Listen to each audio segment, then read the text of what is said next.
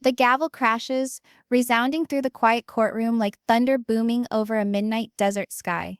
Everyone freezes. Robyn, her eyes shining with tears. Cody, face clenched tightly. Christine and Janelle, leaning forward with unbreakable expectation. And Meri, her face inscrutable, but her hands writhing nervously in her lap.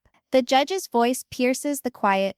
It's official. Robyn Brown's extravagant spending led directly to the downfall of the Coyote Pass project. It's a decision nobody anticipated, but everybody intuitively dreaded. For decades, the vision of constructing a magnificent family compound on Coyote Pass represented hope, togetherness, and heritage. And now, in a single stunning declaration, that vision is killed off, swept away in a heap of receipts, bills, and allegations of deceit. But the tale of how this trial fight ever happened is more astonishing than the ruling itself. What actually transpired behind closed doors that caused a family's collective dream to unravel into finger-pointing and lawsuit? And why is Robyn, once the favorite wife, at the epicenter of this horrific judgment? This is not merely a loss in the courtroom. This is the unraveling of the Brown family's greatest secrets, where love, money, and loyalty intersect in ways even the wildest reality show couldn't invent. And tonight, we uncover the layers of deception and heartache to discover how the Browns transitioned from sister wives to sworn enemies. But let's get to it first. I want you to imagine this. If you were them,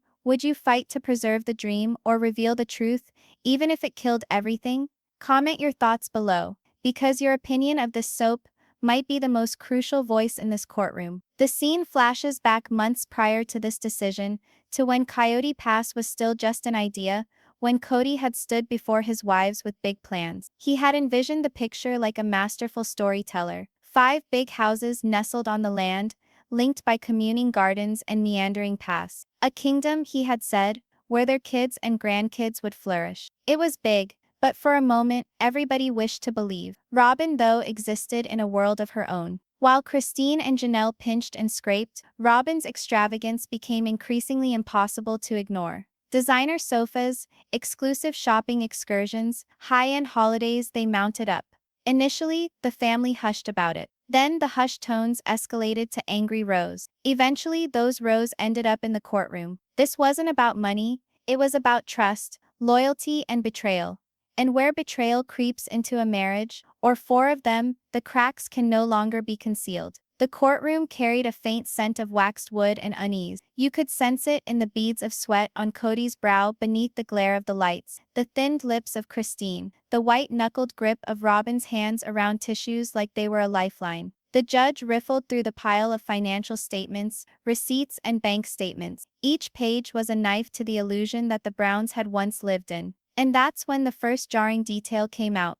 More than $150,000 in high-end spending directly traced to Robyn, money that had been budgeted for the family's Coyote Pass payment. Gasp after gasp was heard in the courtroom. Robyn's face went pale, and she attempted to protest, but the figures didn't lie. Picture yourself sitting there, seeing all of your sacrifices disappear because one individual couldn't keep their spending in check. Would you burst with rage, or remain silent, waiting for your opportunity at justice? Cody shifted uncomfortably in the chair. His confidence wavered, his body angling away from Robyn as if even he couldn't stand up for what was happening. Christine looked at Janelle, the two of them exchanging an unspoken nod. The dream was getting away, and Robyn had the knife. The judge's tone was serene, near clinical, but his words were heavy with judgment and shame. The evidence is clear. These funds were diverted, and the family project was jeopardized. Responsibility lies squarely with Mrs. Robyn Brown. Robyn collapsed, crying hard enough that tears streamed down her face. She spoke softly,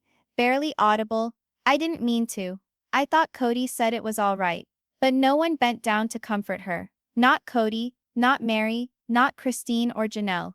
Robyn sat alone for the first time. And here's the surprise no one could see coming. The same wife whom Cody had previously professed was his soulmate, his lawful wife, was the cause his grand plan had come crashing down. The courtroom became colder with each second that passed. Christine's hand quivered a little, but it wasn't fear, it was vindication. She recalled each time Robyn had been offered more, each time she had been asked to give less, and now the truth was being etched into the court record for the world to behold. Janelle, the practical one, remained calm, but her mind was reeling. What did this portend for her own future? For the inheritance of the children? For the land she had once envisioned becoming a sanctuary? Meri, meanwhile, glared at Cody. Her expression didn't change, but her eyes seethed with inquiry. Would Cody support Robyn now, after everything? Or would this be the tipping point that caused their already tenuous empire to collapse? When loyalty comes into conflict with justice, the damage can annihilate a marriage, wipe out an entire legacy. The judge recessed for the day, leaving the family to see that in their own silence. In the courthouse steps, there were reporters gathered in hordes, their cameras flashing like lightning. Questions were thrown about. Robyn, do you regret it? Cody, is this the end of your family? Christine, do you feel vindicated? Robyn covered her face, Cody marched by in silence, and Christine smiled with the tiniest of grins, a spark of triumph in a battle far from won. And yet, beneath that grin, she knew it was only the start. Because once courts begin to pry into money matters, buried secrets come crawling out, and some secrets, if they were made known, might shatter more than a dream. They might shatter lives. What if the receipts we've seen so far are only the tip of the iceberg? What if Robyn's spending wasn't the only betrayal lurking beneath the surface? As Christine strode away from the courthouse steps, her phone vibrated with a message from a blocked number. The text on the screen sent her heart pounding, and her knees almost buckling. You think Robyn's the only one to blame? Look closer at Cody. The sunlight angled in through the high courthouse windows, cutting long clear shadows on the floor. The family returned, faces strained and eyes darting away from each other. The tension wasn't heavy, it was crushing, but nobody anticipated that the day would begin with a twist that would upend it all. The judge cleared his throat and spoke. Before we get further with Mrs. Brown's financial analysis, new evidence has been presented concerning Mr. Cody Brown himself. The words cut through the room like a blade. Heads swiveled. Christine's eyes widened. Robyn's lips dropped open in shock. And Cody stiffened, his jaw clenching as if he already knew what was to come. Imagine yourself in a courtroom, where everyone's eyes abruptly turn to you, where whispers spread like ripples, and your own secrets seem likely to spill out. Deny, defend, or disintegrate. The proof was a sealed file, turned over to the court by a secret source. Inside, bank transfers, covert accounts, and mysterious withdrawals. The wives had suspected for months, but the court finally had evidence that money had been quietly shifted. Money intended for the family, diverted elsewhere. Cody stood, voice booming, attempting to be calm. This is absurd. I've always handled the family finances. If I transferred money, it was to safeguard us. The judge held up a hand, silencing him. Mr. Brown, the court will hear evidence before acting. Robyn's tears resumed, but this time they were not for herself. She gazed at Cody, her protector, her legal husband, and for the first time, she wavered on whether she could continue to believe in him. Christine and Janelle shared another glance, a flash of victory laced with fear. Because while Robyn's extravagance was one scandal, Cody's hidden accounts had the potential to blow the whole case wide open. When the supposed leader of the family is accused of betraying them economically, husband versus enemy is no longer distinguishable beyond recognition. The courtroom was abuzz with murmurs, as the clerk went through the figures out loud. Thousands taken out in the past year. Huge sums sent into accounts no one even knew existed. Some traced to investments, others to discretionary spending, such as the purchase of an expensive car and private vacations no wife could remember being a part of. Christine saw the color drain from her face. She recalled the nights she had to do without, the times she begged Cody for extra assistance with the children, the concessions she made to have food on the table. And now, learning about the secret accounts, she felt both outrage and vindication. Janelle, who had slaved over every dollar budgeting, still leaned forward, her voice as cold as glass. So while we were living off pennies, you were stashing cash. The courtroom gasped at her forthrightness. Cody glared at her, but remained silent. For once his words deserted him. Consider this. How would you feel if the one person you had trusted with your future had a secret life funded on your money? The judge was stern but controlled, adding that all this evidence would be reviewed in detail. But for the wives, it wasn't about courtroom evidence. It was about betrayal. Yet another break in a family already fractured. Robyn leaned over to say something to Cody, but he brushed her away, staring at the judge. For the first time, it was clear Cody wasn't defending his family. He was defending himself. The lawyers started questioning him straight up, grilling him about the secret accounts. Cody evaded, spun around, attempted to deflect the blame, but each paper that emerged painted him further into the corner. And here's where it hurts the most. The man who taught about unity, sacrifice, and creating a family legacy might have been secretly constructing his own exit strategy all along. Christine's hands shook as she spoke. I knew there was always something more he wasn't telling us. We gave everything, and he took even more. Her voice cracked, but her words held gravity. Reporters took furious notes, recording every syllable. Janelle spoke softly, nearly to herself but loudly enough for everyone to hear. Coyote Pass never failed because of us. It failed because of him. The words hung there, heavy and irrefutable. The courtroom grew quiet once more. As the judge ordered a brief recess, out in the hallway, the family broke into corners. Robyn held fast to Cody, but even she appeared shaken, her allegiance beginning to crumble. Meri stood over by herself, her eyes far away, as if replaying decades of memories and fast forward. Christine and Janelle huddled together, their bond strengthening into something greater than mutual sorrow. It was mutual resolve. And that's the moment you realize, this isn't just a legal battle, this is the breaking of a family empire, one piece of evidence at a time. As the recess concluded, all of them marched back inside. Cody's lawyer attempted to make the case that the transfers were ordinary business practice, but the judge would have none of it. Rather, he insisted on a complete audit of the family's accounts, both current and historical. The wives squared their shoulders, realizing this was now about more than Robyn's overspending, about bringing everything to light. Cody resembled a man falling apart. His tie came undone, his face reddened, his poise diminishing by the minute with each new development. Robyn extended a hand, but he didn't tighten his around hers. He was too busy attempting to patch together what remained of his reputation. Christine couldn't help but remember the wasted years, the devotion, the sacrifices, the illusion that they were creating something that would be permanent. And now it was reduced to ashes, with Cody standing in the middle of it, holding a match. When the one you loved becomes the one you have to fight, heartbreak is sharper than any betrayal. The judge recessed again, stating that the next day's session would be cross-examining the wives. The words land like a thunderclap. Tomorrow Christine, Janelle, Meri and even Robyn would step up onto the stand. Each would be compelled to answer questions, probe memories, and uncover truths they may have wished to bury. Christine's stomach twisted. Janelle took a deep breath, trying to calm down. Meri folded her arms, preparing for the tempest. Robyn hid her face in her hands, already expecting the worst. As they exited the courtroom, reporters mobbed once again. Cameras snapped, Cody charging on ahead, refusing to comment. Robyn followed several paces behind, wiping tears from her cheeks. Christine and Janelle, however, hesitated long enough to give quotes. Christine's words sliced like a razor. This isn't over. Not by a long shot. And here's the ominous question. When these wives are called to the stand, what secrets will spill out?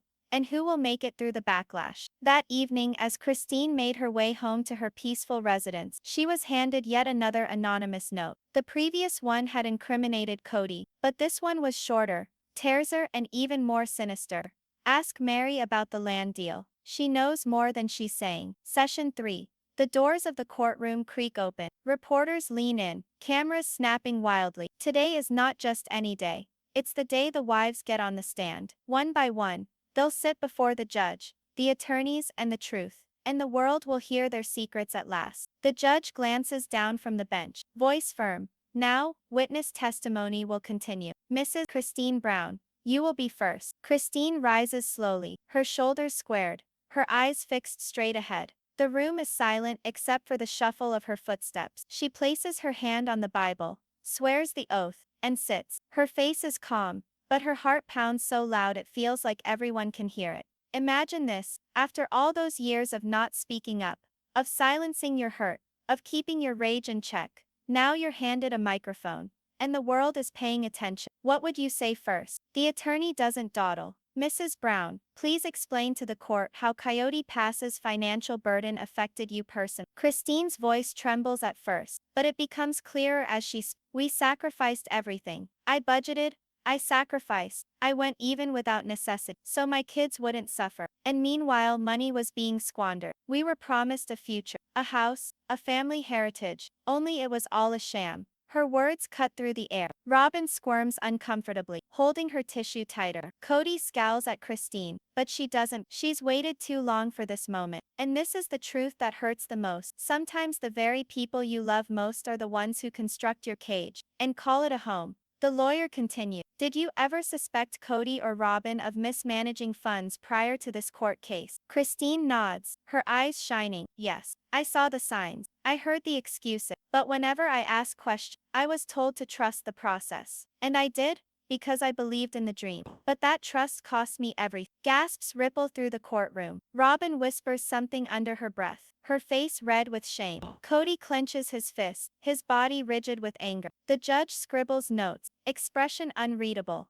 Would you stay silent to protect your family, or speak out and risk tearing it apart forever? Next, Janelle takes the stand. Unlike Christine, her tone is calm, measured, but no less powerful. She pulls out stacks of budget records she had meticulously kept over the year. I tracked every dollar. I warned Cody more than once that this spending would destroy us, but I was ignored. My children's future was ignored. She shivers on camera for the first time. Do you have any idea what it's like to see your children lose hope for college because the funds weren't there? Then to find out afterwards, after they got older, that it had been spent on vacation in Hawaii. That's not betrayal. That's stealing hope. The courtroom feels the weight of her words. Even the reporters stop their pen/pencil trails in mid-air. Robyn hides her face. Cody squirms, but still does not utter a word. Sometimes the quietest voices always carry the sharpest truth, and they cut deeper than any outburst ever could. The lawyer then asks the question. Everyone is waiting for Mrs. Janelle Brown.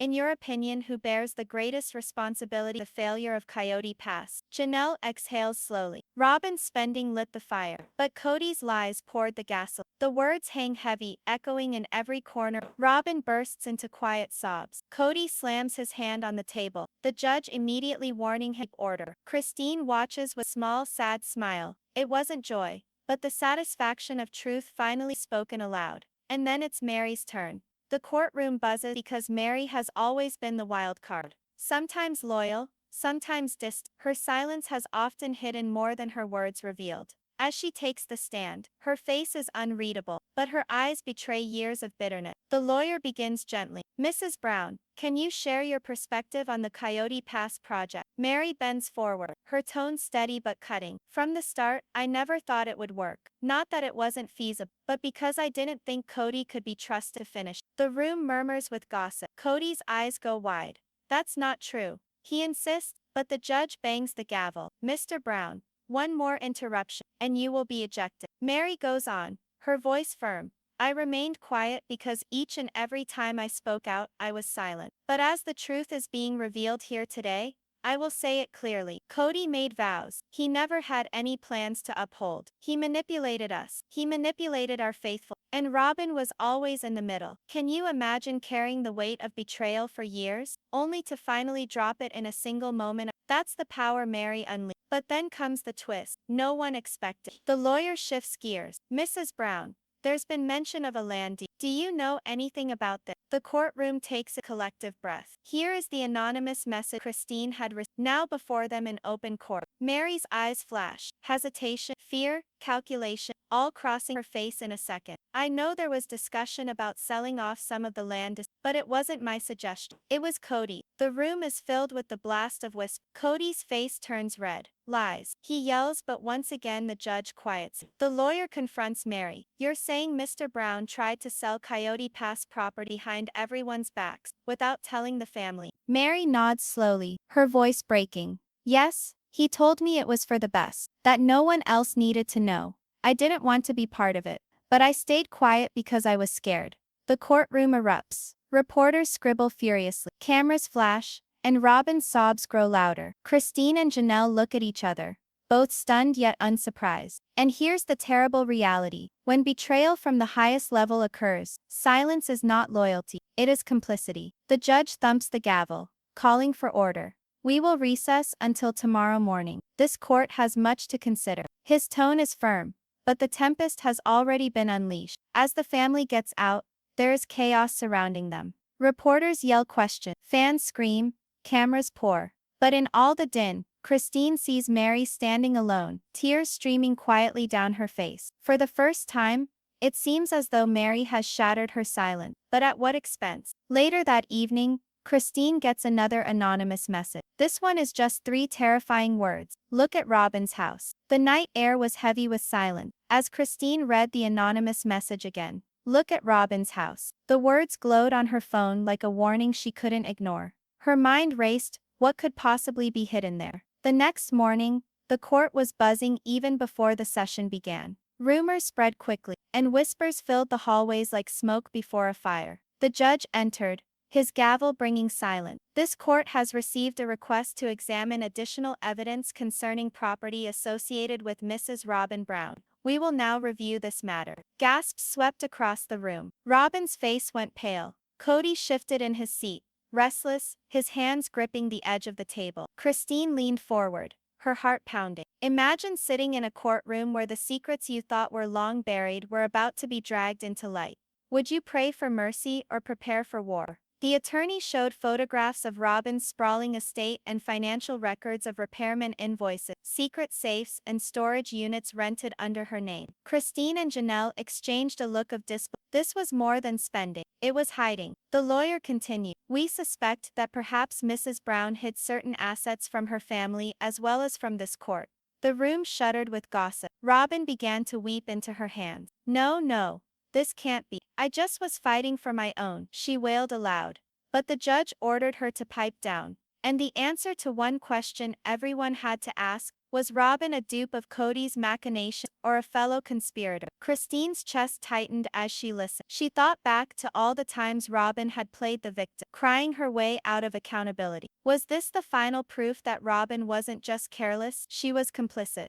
The evidence grew damning. Receipts for expensive jewelry tucked away in safes, payments for storage units never disclosed to the family, and the most shocking discovery, a separate bank account, with over $200,000 linked directly to Robyn's name. The courtroom gasped in unison. Robyn's sobs grew louder. Cody looked furious, but not at Robyn, at whoever had exposed them. His glare swept the courtroom as if searching for the traitor. Sometimes the truth doesn't just reveal guilt, it exposes who you really are when the mask comes off. Janelle couldn't stay silent. She stood up, her voice steady but shaking with emotion. We sacrificed for Coyote Pass. We lived with less, so the dream could live. And all this time Robyn had money hidden away? Do you know what that means? It means she never believed in the dream at all. Christine nodded, her voice breaking as she continued. We pleaded for aid. We pleaded for equality. And you, she shifted her eyes toward Robyn, their eyes blazing with anger. You had all we required locked up in safes and accounts. Robyn cried even more desperately, stuttering,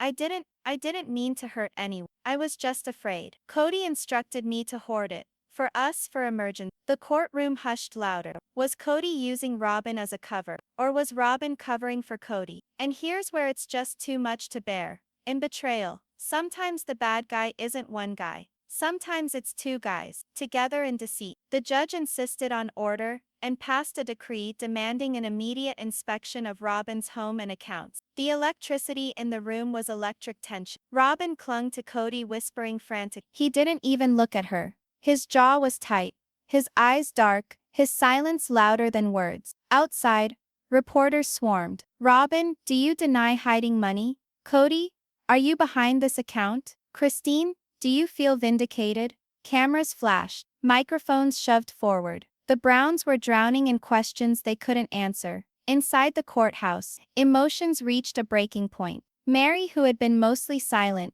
suddenly stood, her voice low but sharp. I knew something was off. Every time we struggled, Robyn never seemed worried. She always had more. Now I know why. Her voice cracked, but she didn't stop. This wasn't just selfish, this was betrayal of all of us. Robyn collapsed into her chair, her sobs echoing through the courtroom. She tried to look at Cody for comfort, but his cold stare sent chills through the room. For once, it seemed even he couldn't defend her. Think about it. What would you do if the very person who claimed to be your partner had been hiding the lifeline you needed all along? The judge recessed the hearing until after the inspection of Robyn's property, leaving the family in chaos. Outside the courthouse, Christine and Janelle huddled together, whispering urgently. Meri lingered nearby, silent but listening. Robyn and Cody stormed away, cameras chasing them down the steps. That night, the inspection revealed everything. Safes filled with cash, jewelry tucked away in hidden drawers, financial records showing years of secret saving. It wasn't just fear, it was preparation. Robyn hadn't been holding on for emergencies. She'd been building her own fortress while the rest of the family lived on scraps. When the court reconvened, the evidence was presented in full. The shock was total. Even Robyn couldn't deny it now. Her sobs were quieter, more defeated. She whispered, "I only did what Cody told me. But here's the twist. When guilt is shared, blame becomes a weapon. And Cody wasn't about to let it land on him." Cody finally spoke up, voice sharp, cold, calculated. "This wasn't me. This was Robyn's doing. I never told her to hide anything. If she chose to build her own nest egg, that's on her." The courtroom gasped. Robyn's eyes went wide, tears freezing in place. "No. You told me. You told me to," she cried, her voice breaking. But Cody didn't look at her. He stared straight at the judge, as if Robyn no longer existed. The treachery hurt Robyn more than any of the wives' accusations. The man she had given up for, defended without limit, and trusted most of all, was now turning on her. Christine and Janelle were seated in stunned silence, hardly able to believe what they were seeing. Meri shook her head slowly, muttering to herself, "He's turning on her too." And that's the worst part of betrayals. They don't only come from your enemies, they come from the people you swore to defend. The judge, after further orders for investigation on whether Robyn acted alone or with Cody, adjourned again. The damage was already done though. What used to be an unbreakable bond between Cody and Robyn was cracking, splintering open for everyone to see. As the courtroom cleared, Robyn remained stuck in her seat, her silent now, her eyes wide with understanding. For the first time, she wasn't the protected wife. She was the scapegoat. Cliffhanger, end of session 4. It was late that evening when Christine received an anonymous message again. This one, however, was longer and more threatening than all the others. "If you think Robyn's money is the whole story, you're wrong. The real secret lies in Cody's safe. Find it before he makes it disappear." The courtroom lights flickered slightly as everyone filed back in. The air was thick, heavy, as if the walls themselves knew a storm was about to break. Christine clutched her phone tightly, reading the message again and again. "The real secret lies in Cody's safe. Find it before he makes it disappear." The words gnawed at her, whispering louder than the judge's gavel. If Robyn's secret stash had shaken the courtroom, then what could possibly be hidden in Cody's safe? And here's the hook that pulled everyone's breath tight. What if the man who demanded loyalty, who claimed sacrifice from everyone, had been sitting on the very fortune that could have saved them all? The judge cleared his throat. "This court will now review the motion to investigate Mr. Kody Brown's financial holdings. New testimony has suggested the existence of assets previously undisclosed. We will proceed immediately." The room erupted in gasps. Robyn's head jerked toward Cody, her tear-streaked face frozen in disbelief. Christine's pulse quickened. Janelle whispered under her breath, "Finally." Cody, however, sat back in his chair with a stiff jaw, his hands folded tightly. He didn't blink, didn't flinch, but the twitch in his cheek betrayed him. Imagine sitting in that courtroom, knowing that the man who always demanded obedience, who claimed to sacrifice the most, might be the one who held the key to the family's ruin. Would you feel anger, relief, or fear? The lawyer stepped forward with a sealed folder. Inside were documents from a confidential source, outlining a hidden storage property under Cody's name. In it, investigators claimed, was a large safe, untouched for years. The judge raised an eyebrow. "Mr. Brown, are you prepared to explain these findings?" Cody leaned forward, his voice sharp. "This is nonsense. A witch hunt, that safe, if it even exists, has nothing to do with Coyote Pass. This is about punishing me for leaving relationships that were toxic." Christine slammed her hand against the table. "Toxic? We built your dreams, Cody, and you told us you had nothing. You told us we were broke while Robyn and you lived in luxury, and now we find out you've been hiding even more."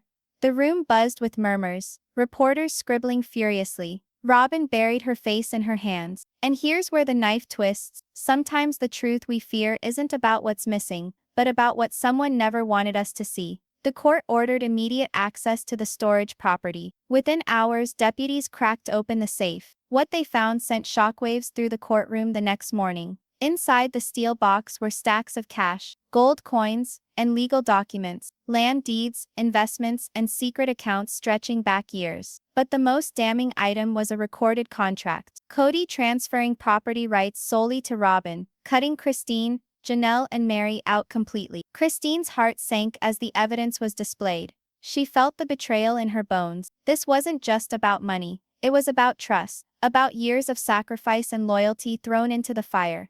Janelle whispered harshly, "He never planned for us to be part of it. Not Coyote Pass, not the future. It was always Robyn." Robyn sat trembling, shaking her head furiously.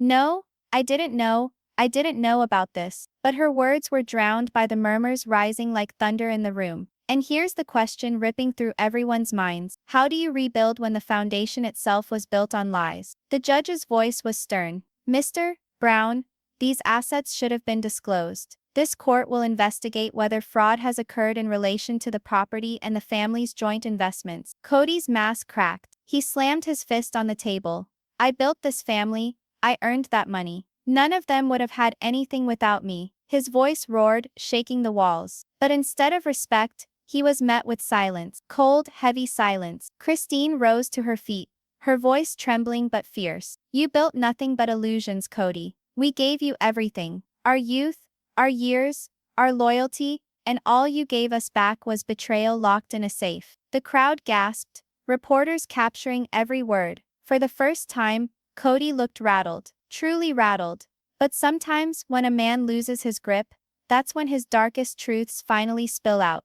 The judge recessed the session, ordering an official audit of all accounts tied to Cody and Robyn. Reporters stormed the courthouse steps, their voices filling the air. "Cody, did you defraud your wives? Christine, how do you feel knowing your sacrifices were for nothing? Robyn, did you conspire in the scheme?" Christine ignored them, her focus locked on one thought. The message, whoever sent it knew everything, down to the safe. But who? Was it someone inside the family? Or someone even closer to Cody's secrets? That night, Christine lay awake replaying it all. She thought of the years they'd lived paycheck to paycheck, the fights over groceries, the tears shed over bills, all while a safe full of wealth sat untouched. The betrayal wasn't just financial. It was personal, cutting into the soul of every sacrifice she'd ever made. And that's the cruelest twist of all. Betrayal doesn't just rob you of money, it robs you of your past, your memories, your very sense of worth. Back in court, the next day brought a storm. The auditor's report was revealed. Not only did Cody have hidden assets, but he had been siphoning family funds into private accounts for over a decade. Some of that money came directly from TLC paychecks, meant to support the entire family. The courtroom erupted in chaos. Meri covered her mouth, her eyes brimming with tears. "All those years I thought I wasn't enough, and it was him. He made us love small while he lived large in secret." Robyn sobbed, shaking her head. "I didn't know, I swear I didn't know." But her cries rang hollow, even to herself. Cody stood, his voice icy. "This is my money, my life. You all chose to follow me. If you regret it now, that's on you." The judge's gavel slammed. "Mr. Brown, you will remain under financial review. This case is no longer just about property. It is about fraud, betrayal, and deceit at the highest level." Gasps filled the room. Christine's chest tightened, but her resolve hardened. She knew now, this wasn't just about recovering what was lost. This was about justice. And here's where the audience leans forward. When betrayal reaches this level, is justice even enough, or does vengeance take its place? As the court adjourned, Christine's phone buzzed again. Another anonymous message. Her hands shook as she opened it. This one read, "The safe was only the beginning. Ask about the tape. That's where the truth will destroy him." Her stomach dropped. A tape? What tape? And why did it feel like the final piece of the puzzle was more dangerous than anything so far? Christine's eyes widened as she whispered to Janelle, "There's more. Something worse than the safe." She clutched her phone tighter. "It's a tape." The screen fades to black, as the words echo. What's on the tape? Session 6. The courtroom was silent that morning, as though everyone was holding their breath. Cameras pointed at the doors. Reporters scribbled notes, ready for the next twist. Christine sat stiffly, her phone clutched in her hands. She'd barely slept, replaying the message again and again. "Ask about the tape. That's where the truth will destroy him." And here's the hook that gripped everyone watching. If a hidden safe could shatter a family, then what kind of tape could burn everything to the ground? The judge entered, his gavel striking like thunder. This court has received notice of new evidence, an audio recording. We will now determine its relevance. Cody's head jerked up, his jaw tightened, eyes narrowing. Robyn froze beside him, her fingers clutching her skirt. Christine felt her heart hammer in her chest. Janelle leaned forward, whispering, "This is it." The lawyer stepped to the center, holding a small black device. "Your Honor, this tape was obtained from a secure source tied to Mr. Brown's financial dealings. It contains a recorded conversation, one that directly impacts this case." Gasps rippled through the crowd. Reporters leaned forward, pens scratching furiously. The air itself seemed to vibrate with anticipation. And here's the terrifying thought: when the truth comes on tape, you can't hide from your own voice. The judge nodded. "Proceed." The room fell into silence as the lawyer pressed play. At first static, then a voice clear, unmistakable. Cody Brown's voice. "Robyn, listen. The others can't know. If they think the money is gone, they'll keep pushing harder for Coyote Pass. We'll let them dream while we build something real, just you and me. That land will never be theirs." The courtroom erupted. Gasps, shouts, murmurs colliding in chaos. Christine's eyes filled with tears, her fists trembling. Janelle covered her mouth in shock. Meri whispered, "Oh my God," muffled sobs again. "No, no, it wasn't supposed to come out like that." She is burying her face in her hands as the shoulders heave with spasm. The judge pounds his gavel. "Order, order in this court." Imagine the one person you trusted most telling, on tape, that all those years of sacrifice were never supposed to mean anything. Would your heart break, or would it harden? The lawyer continued, playing more of the tape. Cody's voice, colder this time. "They'll keep working. They'll keep giving. And when the time comes, they'll be too tired to fight back. The future belongs to us, Robyn. Them, they're just placeholders." Christine felt like the air had been punched out of her lungs. Placeholders. That's what she'd been reduced to after decades of loyalty. Janelle slammed her hand against the bench, tears in her eyes. "All those years, every sacrifice, we were just placeholders." Her voice cracked with fury. Cody stood abruptly, his face red. "That tape is a lie. It's fabricated. Anyone could have faked that." But the lawyer shook his head. "Your Honor, forensic analysis has confirmed the tape's authenticity. This is Mr. Brown's voice. This is real." The room exploded again. Robyn clung to Cody, whispering frantically, "We didn't mean it like that, right? Tell them, Cody. Tell them." But Cody shoved her hand away, his anger boiling over. And here's where betrayal becomes unbearable. It's not just what was done.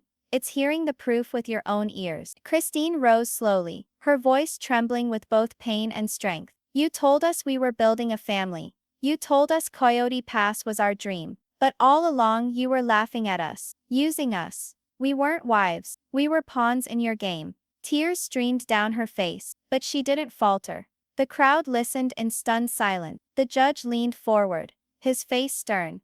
"Mr. Brown, this tape strongly suggests intentional deception and financial fraud against your family members. This court cannot overlook such evidence." Cody's mask cracked further. He slammed his hand on the table. "You don't understand. They didn't deserve it.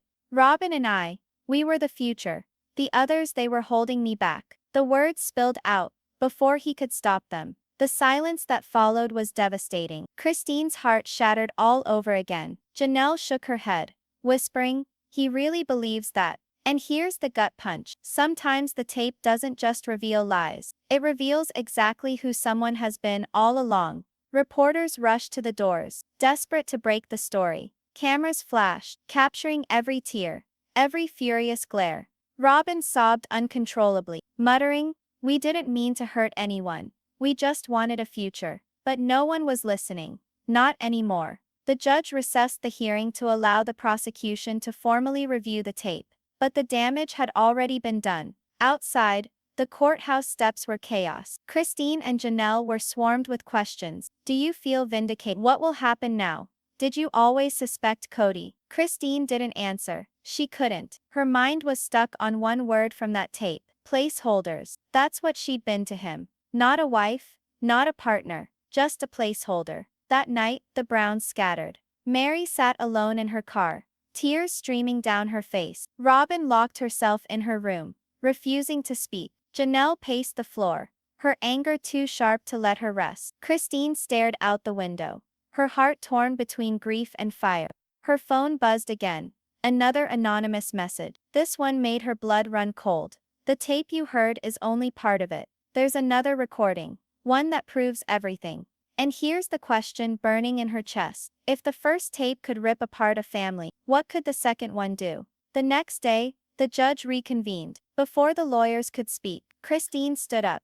Her voice was soft but steady. Your Honor, I believe there's more. Another recording. If you want the full truth, you need to find it. The courtroom buzzed with whispers. The judge frowned. Do you have reason to believe more evidence exists? Christine lifted her phone, showing the message. Yes, and I won't stop until we uncover it. The judge nodded gravely. Then this court will subpoena all potential recordings tied to Mr. Brown's financial dealing. Cody exploded.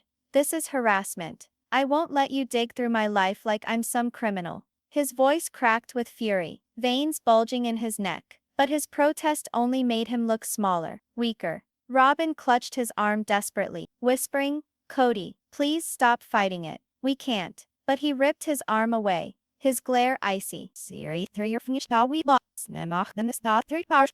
All the lots in your signal, slat no muscle. No, let us pat eat off, feel a beats need all it. Sat low on it. Stick everyone the name of their piece in it, own it. So up skin it, that's all see off fit. Afnilash the fellers are weed, in a heap such zeros, sir, the younger Nilsh the Sam, nay, her hanging all good snuffs needs, sir, the palbus the nears it, her bashed in the orbs that are good, yes, these self, her neffil one off, as they are what asher than it. Ready for nips a hertz nom at nitwino, self harps is need ox wheel at go huts rechne, net your vat the spell of the fat. Daar for the fat, space the fat live very real besocht the chrome own it, seeing in that so, name at the dough, slow march sniher, and a heap such zeros, we your foot, he do her for what's the, her garden of eating opposite, this hammer than it, no for not so, scattered, nagging all of us needs her, and at shot zone of shasty purse, nil off the her ach mat zero, and a merp so she made the sassy royarst, yeah, was up sahby doyach, ich McClare stips valwerts. Droch niet op skin arbie doch nimmer op wieder was nelde. Waar het elfser roper, servavers wit. Rominas met get er wit nemom an it up. Ze zich niet worper aber wit. Snail kniest ge eer net landes niet zich. Rolf de red suddy. Resnight net is die doch de. Sa is net die verhelp. Derp zo'n bar. Nog zo wat over but nacht surfer. Lach wanneer ze ze. Recht ze is niet uit spallig doch. Alle de hele avond, il mij first de meid die lot aan was in de schaar. Maar han schon me ons nest in het, en mij is niet los nein af.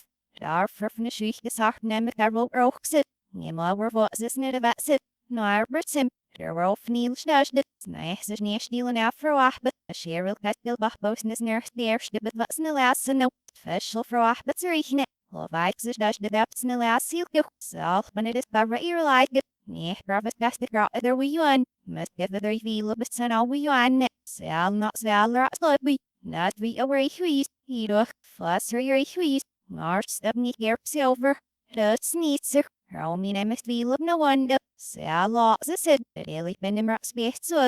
Niet als. Al beest de not sef zich mijl zie doch. Zet nef het niet giesne wie. 2 jaar dus niet nergens baas in de bar. Giesne nooit niet bil series. Nezorf as we ouwe.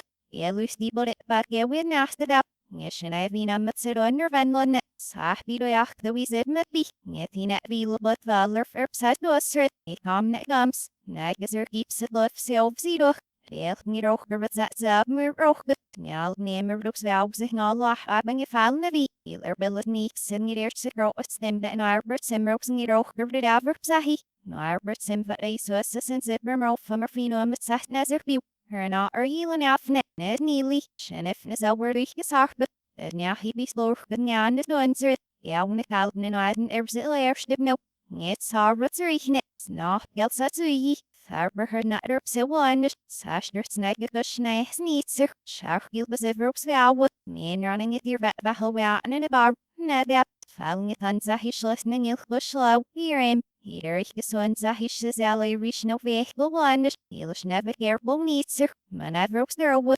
Dwyle a rebus slimy either fit on snushed. More left side than it. Healer asked him in the night both nail power of Achbush 9 F sets valves and his visa sucks at Norbert Simmer slimy. Slimy that was saw you up. Slice nicks enough see there we low on. Brush silv, not sacriola. One is neat it's that it that see. Hirsch be far so we ain't lost it. No lot so one it is neat. Her foot lips reached in the bar. We knew. Masts a lot we knew. Neil Marsh Silver, Nebar Nurse Needs, Sari Flubberxer over, side net slash knit barra ear like it. Roch said the silks at on neither barkna earloge, so gave me looking it. Noir Nebarbs a simmer, says your beer scullis knitted parody ropes or lod nail and mooster what's enough see. Venus Nicriola, say our silk here him. Lobbyist was that it bar blundish, side needs her, as dark side be doyak them a field but on some, snidle he might for that in a mon off a suit. Norbert Simmersteel covers dachts nachten in de hush der covers Honey, besuurt neest bes der covers 9 F nazar be herna Snemmig kat bekat sing it doch. Der wolf spetser durch gesagt, nemach gas no once net about its name mil shui it. Laarsten in ik ups sich bon afs der window. Es nesten je bergets rechnet. Sascht no wir vet no das that the what er exerf. Sich bon af, surf murre. Net about sich bon af der ich we wedes. Der ich is net on it passing it over savior. Snas net nillish darfnet, merahon shum, that's hat lace snickes the dealers net a battery wine no roxit. Arch so bikes is dushed, Svannerps there oaks the hoods at the okiru, nebar rail shracher so we, here if the nerves at the hip. Nars built safes, he nursed as a hap snail, sal there right. So sail for her over ocean at me see snivy wind up, mehes nil kirst out at Lorwood. Her sharper not sal young carky doch is die slower, nil marsh net lay, now he blares nibar, stare out the net sarp spells your aim net, nimmers that safe slundish, he that serps out needs her, of ever sap up the lap on the danu, there sap as call with, he is the nest is name nowhere is just rough, so verbs that's movers net a hits her ear, her like is net call, here aim net landish needs her, muddy for hip, nish drove the heel on net if that's net a her graden it must hem auch bedes net, edele bedacht sie durch deutsches Besen gassen, stimme sie mei für das Spät surfe, ach eine müsste zurechnen, largely roots at ID mit ab den nerves so wedes done, Meri hier dann das such opposite the, il mei fnar ben as away ihr vetnet, sep surflo blazer over, eerst signal stark, her old fever vetnet der ive laughing in home at, swach auch the das la so upskater rot dursten that sir we go. Nishachel besach min onanging echt felses neda itza. Albert Stefan Irkse, where almost starts largely root. Nammer nido that's there what's that nay her murfbel snuff sneetzer, where almost as a dash in the idea observes nam own it. In a give it such derp space that the Nishachel is now hutzerichnet. Starts largely root or almost. In a give it in more space that I reach that lush delber. This hammer than it. Night gets up no offer. All with anger it's. Flasser hap as sneetzer. Now that he net another piece nerves new with Sir Mike now he up der carpel bach but the rock me keep me mom your vet spalux nebar na shades of etzirem here if slundish sneer sluff ne donikers safe sneetzer hacker in a shiv last year vet sock good okay that's there with he'll sell that best the bill beers er net soon and at schneesh der vet erfs valve hold nikes when I set up sub beer like it neck work not up der dash Nazor facet, fum net it's val with the roch that says here snushed it, nil varm not silver, amish, snail be won't as it sit, then all we won't as it sit, he delay like all bicky shoots that zuri er here vach, nagus boss is net burb nibar, as one no we're vet, one net, net under sat rado, he do one, that her cushlandish, sack city lo, her mean at reef to me has done no one dip, man I've gone where there pstrozy, net under him rado, we def ya. Ui, direch ja, Sefer kaswich niet ui, sneesrich niet ui, sterft op dit zucht zeefse, kapro ridoch, hold markets nekid nileve, silver snaffy naff met given up, tiger verwenser weef nem met zerichne, serioli net nether brush dag it up, gush silver, niet zucht no ja irvet, nilas laf hier like it, horse nicht wel in lo ui, hidoch zet wel er van ui, laf se wat wie op zo'n blor wol hot, wine net, ja lui. Der guessing it mustn't get but we've a lot lost the reality. Her and Rock so out snow we lost the her drawing it must sing our Easter. Hilwels dat snitser, meer sahbidoyach zeurtse technikas, swelpskillenijks zouwertses, swelpskenarbidoch, snovergames nengidash, meer runmaf chabser roper, maar han schomme onschnechtnene, das hat wat ne meisnig. Daar was het jas duch books de nijpskil rookse, en mij is niet roker ziet. Naar het sim, der wolf niels dusde, der wanneer al neer snelasse, nedachie, er snijt net die doch, weet nou. We steam is weer wing all a lot of. No one is a wine bosty. Her like it's in the air we wing bosty. Series down the low satter. He does his nurse nebar. Nebar in a beat on. Still buff the thon. Swell with on. Still so there he not if no one. Not so the maze that the snail asking your name is. All bites this mail stashed it. Swim we know what that ball and it whoops then out up. Net is then out on se beats the glares. So your guys that's reaching it. Me his silver va a lot that. It would her heinel bich bedin lo it fast so slurp so we aim. That gels as we de qua. He doch we de qua. Niet gerp silver. Dat slandish. Here if the we get sheet aber. Snij her to see if her wach niet zich. Waar daar. Sai. Dat shall be. Dat ulps gesai. It would that. Sarah. Her street for the. Jan in a bar. Dat I'm ouder gesell always it met bich gestirot. Steps away. Mother fun. Hoi revens op sahbidoyach, nage selfzidoch, nang is ach, ruinis nicriolata, sloya wish de pots, best of pots, one, the last of the dash boss in the bar, her bips at the out no safe serum, series the wheel of seater, spars dodge slandish, he'll the loud gush nice neitzer, silving is a gildenas the eel lalos, side me rocha, smarker fin pnitlet, her voice the no net. Get your vet gets down in a bar bobs over and elf beachlet, slang it on Zahi Shek nong ilk go wear him. That ish neeps ish shun ish no navi. Yeah, what call with loyal loosish. Lanish, her street for haber gets it let sneetzer. If I do eat that's that, one your venlet. Hor, rush, hurry, self zeedoch ned, more with lift gats. Help sarby, strokes in its valves if the best in a sheath is a person lunch net in a east little schnein effing a sex at no arbor simser spacket. Dat is net als in je roker zit. Her naari, her roker of soms sing it all. Her wolf betrayal. Her net nether als mag gips nelas. Nek whoops niet was dat je not ze thirste no. Hober heb nuts nurse nish nest de observation. Sned of that other hilly. No at this. No arbor sim. Schnell finish dash dit up. Sir meer net ze al not zeker sitting gaars be echt So dear was it said. Hol best dat negative zich mail see doch. Niel orbs er mij. Der wolf niels roper. Hier like the sermon of a was necessary wood. Head is dolphin is nether people wait. Nearly lone serpent el schnein af snar brit sims the asking it roker nicas at least there's a roxid. All bikes the sears dushed it. Sound get covering all on the name at Zoe. He'll my fse who step. These are not name as a week. Laura wood. Masnick the bluff se atze. More than Irish snailgy. Snaff and mirkser chops it. Calls the wash it up. Lej, zoop ze, samen het alweer, nek whoops in de wiet zo der world van niet hier zereik sam, snij her net op mag ieder wat uw sister, niet je spots net nebar net, now net those net zag spiller, fits as hier hem, her de droog deelt ze vern stil ze aanslandisch, baler net net een offer, heel echt de lof snij her zo as niet zich, niet echt vast zo'n net, maar ook de best niet. Snaf het niddig nebar na wie eeuwen het mis opskinne. Sam salir va eeuwen berstoenik assenet. Leerst op zie doch tvur best surfet fit. Hier otse de strach hier va uil gat en een moest het zurichne. De rots dag niet ook op surfet op zijn if het roach bedacht het ween nou weer va up. Nees niet get away no one. Je mag zo best niet asset. Her aflauw geld daar op surf zonet. Nish is het perflos hartje roper. Skoud asset naals er mij. Zo er na wie in asset erop op nieuw verwoord op zo hoog.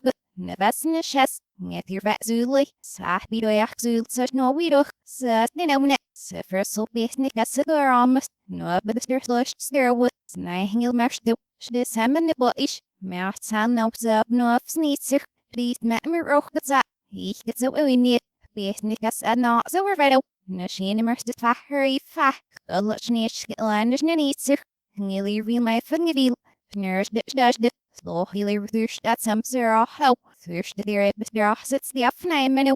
Her silk and needles are weaver observation.